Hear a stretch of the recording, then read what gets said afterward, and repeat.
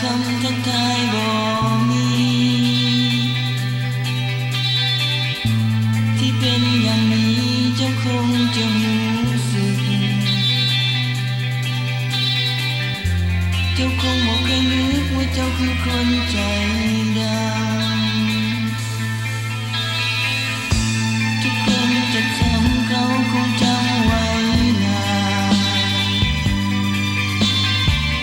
ทุกคนที่ผ่านเขาคงบ่เลี้ยวหลัง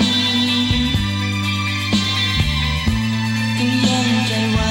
อย่าคิดว่าเก่ง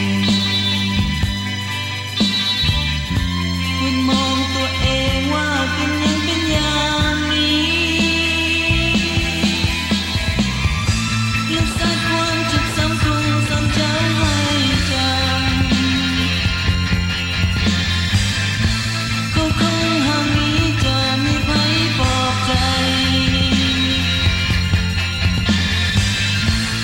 จากไปแสนไกลทิ้งเจ้าไว้คนเดียวเจ้าคงคืนคง